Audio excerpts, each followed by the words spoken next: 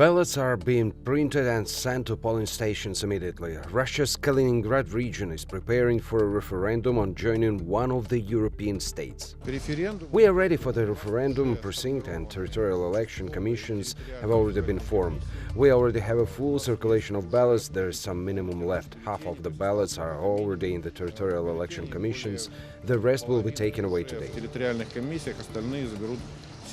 So far, the Kaliningrad region is an enclave of Russia near the Baltic Sea. Recently, the former commander of the Polish ground forces said that Poland should claim its rights to the region. After that, the people of Kaliningrad also decided to hold a referendum. They say the rest of Russia is far away and undeveloped, and Europe is here nearby. They are sure that as soon as they become part of another state, the opportunities will increase: better medicine, better education, better infrastructure, less uncivilized horde with the same passport. First of all, we think about our children, that the education was finally good and these bribes may finally end.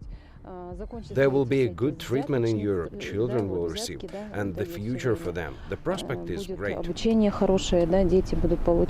the same time, Kaliningrad residents have a choice. The ballots contain several options for answering which country they would like to join. The first is the already mentioned Poland. The second is Lithuania. This country declared its rights to the region in 1995. Well, the third option, Germany. It was the country that owned the city before the end of World War II. Even Russian President Putin doesn't seem to oppose the referendum. The only thing he says is that if region leaves Russia, the Baltic fleet based in Kaliningrad will be relocated. Freedom is at the heart of our policy, freedom of choice for all who determine their own future and to the future of their children. And we think it's important that this right, the right to choose, can be exercised by all. On the other side of the federation, people also decided to use this right. The inhabitants of the Republic of Tuva. Preparations for the referendum began after the Kremlin started recruiting volunteers for the war in Ukraine. Several dozen men agreed. They were dressed in all the uniform, put on rubber boots, and were not given bulletproof vests or other equipment. The locals stated that that was violation of their rights and started talking about leaving the federation. For now, the flags of Russia and the Republic itself hang over the administrative building. However, if they dare to hold a referendum, the Russian signs will be taken away. Which flag will appear there? There are several scenarios. One of them is China. Until 1914, Tuva was part of China. Local deputies and officials are called to make a quick decision and choose whether to stay independent or come back to the Peking. If we do not set a personal example, then sorry, everything else is moralizing, which has no sense. And while Tuva is just preparing and Kaliningrad is taking its last steps, the referendum is also in full swing in the borderline Belgorod region of Russia. One question in the bulletin: do they agree that the region should again become a part of Ukraine? People stand in kilometer-long queues to the polling stations.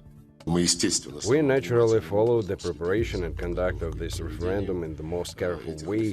What we have noted is the high turnout, despite attempts to disrupt the vote. These are consequences of explosions in a number of settlements in the region, destroyed houses, broken windows cut by shrapnel cars. Locals say it is similar to the terrorist attacks in Moscow in the late 90s. Experts agree that the terrorist attacks could have been organized by the FSB to create the pretext for invading Chechnya. It seems that today the Russian security services are doing everything according to a similar scenario. This time they want to force the Russians to support further war against Ukraine. However, locals do not want to be used. Many have Ukrainian relatives, and that's why they want to join Ukraine. Some of them are even ready to fight for Ukraine despite current Russian passport. I was going to the territory of Ukraine to join the International Legion of Territorial Defense of Ukraine. Some of you probably won't believe it. And that's the right decision. All you just heard is fake and manipulation. These are quotes taken out of context. These are distorted facts. These are videos of completely different events. After all, this is all that Russian propaganda usually does. They did it in 2014 in the Ukrainian Donbass and Ukrainian Crimea. And once again, they want to hold pseudo-referendums in the occupied Ukrainian territories. Until May 9, a sacred date for so-called Russians, the Kremlin is planning more than a dozen of such fictitious polls. Putin needs to show Russians success in Ukraine, but so far the greatest success has been the appointment of former janitor as Berdyansk deputy mayor.